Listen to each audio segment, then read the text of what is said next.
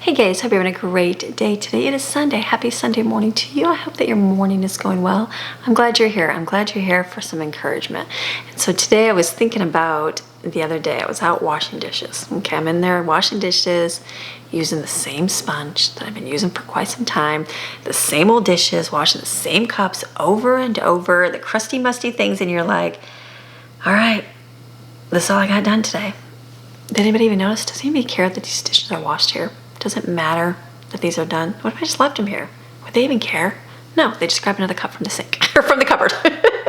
Or they might go get some paper ones, or they just wouldn't drink anything, right? Like you think in your head, do any of these things matter?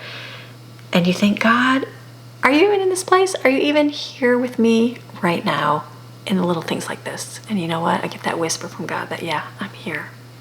I'm here with you. I'm with you even in these humdrum moments. I'm with you even through washing these dishes for the 100th time. I'm with you when you're wiping off that, the crusty pans and doing these things. And it's easy to overlook when I feel like you're at home a lot. It's a lot easy to overlook, to think, is God doing anything in my life? Does that make sense? Like you can watch things online. You can see ministries grow huge. You can watch different people do things. And you're like, wow, that is amazing. Like I want to do stuff like that. And then but I'm at home cleaning crusty cereal. I'm at home wiping up dried ketchup off the counter. I'm at home scrubbing with the magic eraser marks off the walls. And you're like, are you here at all, God, even in this? Like, does this even matter? Because my life is so insignificant. But it does. It does.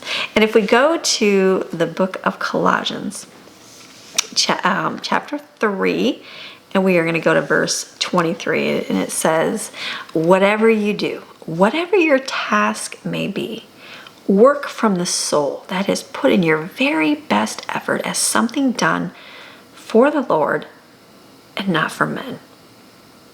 That's one of my favorite verses, and I think of that a lot when I'm homemaking and I'm doing things. And I've talked to a lot of moms over the years, and not that anybody's doing anything less. You're doing your very best of what you can do, right? That's what you can do. And I always thought, as a stay-at-home mom and as a wife, and that I always wanted to do everything as best I could. I'm not going to be perfect, not in the least bit perfect. Not saying that, but if I had a job outside the home, if I was working in a career or something, like a lot of my kids have gone on to things and they've all worked so well at their jobs. They put all their effort into it when everybody else around them didn't. And I talk about my kids when they're doing that at church, volunteering. They're like, they're able to move up in positions. And I said, yeah, but look at your work ethic. You're working hard. You're doing it hard. And you're working, putting all your might. Even though this teenager says, that doesn't really matter. It doesn't really matter. It doesn't really matter. You go to a job and they're like, everybody does half done. Stay on their phone all day long. They don't really do everything as heartily and work really hard as they're doing it unto the Lord. And I think about that even at home and homemaking. And it's like, yeah, washing dishes, we might feel like that's doing a whole lot. We're not making any money from it. You're not, you're just feeding your kids. You're giving the food. But you're doing something. And it says right here, whatever you do it as if you're doing it unto the Lord and not for man. So when you're serving your family, when you're folding your kids' laundry, think you're doing this for the Lord. You're doing this for Jesus. You're doing this for Him. Because it says right in His Word, whatever you do, whatever your task, work from your soul. That is, put your best effort into doing it. Do your very best that you can do. You're not going to be perfect, but do your best. You want to be a good homemaker? Okay, do your best. Learn some skills. Look up how to do something. Learn how to make something. You're going to fail. I fail. You watch my videos. I make food, and I'll make it for the first time and just fail. And I make it for a second time and sometimes fail at it. But you know what? Keep trying. I keep doing it, and maybe I learn from the first mistake. Maybe I don't. Maybe I learn from the second mistake.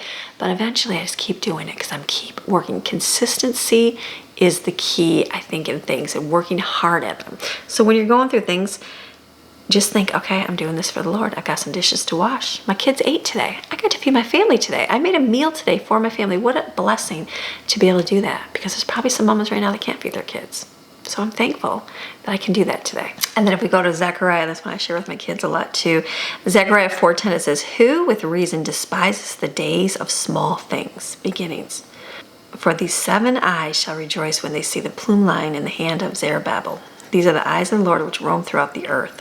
It says, who with reason despises small beginnings, right? Don't despise the small beginnings, right? It's like he never asked for grand stages. He just asked for willing hearts, and that's washing the dishes. That's when you're cooking over a stove.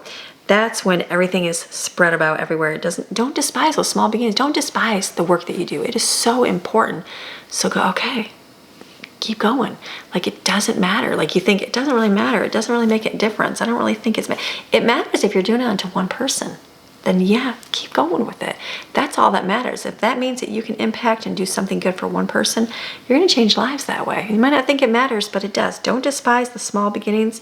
God will keep moving you to something greater. I tell my kids that all the time when they're doing things. I'm like, that might seem insignificant. We used to sharpen pencils. I used to call it sharpen pencils for Jesus. And so I'd bring home probably thousands of colored pencils or regular pencils, and we'd be sharpening them in the sharpener. And I'm like, you're sharpening pencils for Jesus, kids. Don't despise these small beginnings, because God will see your faithfulness in something small and move you up into different positions of everything. Same thing in their line of work. I'm like, yep, that might not be beginning. You might start washing dishes.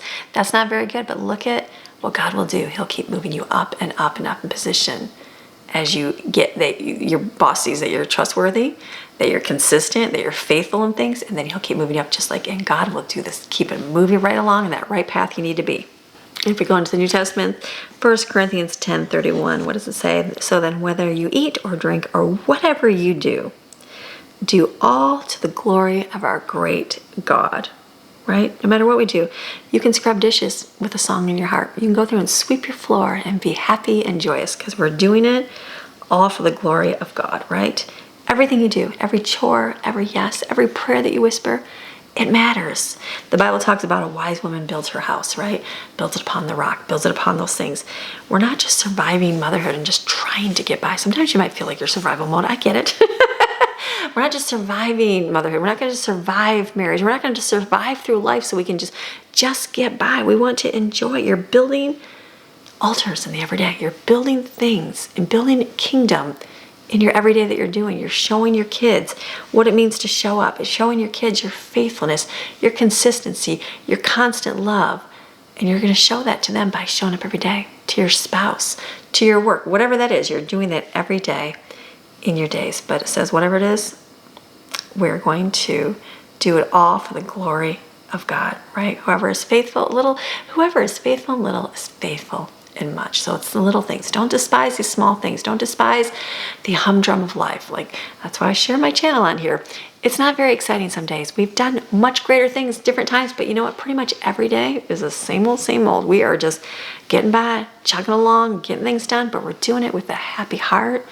Sometimes we need a little motivation. Sometimes we need a little push to get through. Sometimes we need a little encouragement from somebody to speak into our lives to get us through those days. So that is your key. You want to do everything. Don't despise those things. God is in the everyday moments, the crusty, musty dishes, as my kids would say. He is in all those moments in your days, just getting through them with you. So you want to do the best. You want to do it as unto the Lord, to get you through, to keep on going, to give you that little purpose, that little step to know that you're doing good things in your home. You're going to make it, mamas. You're doing amazing. Ladies, you're going to make it. We're not just getting through. We're going to get through with purpose and with joy in our days. So, all right, you have a fantastic rest of your day. I'll see you tomorrow. Bye.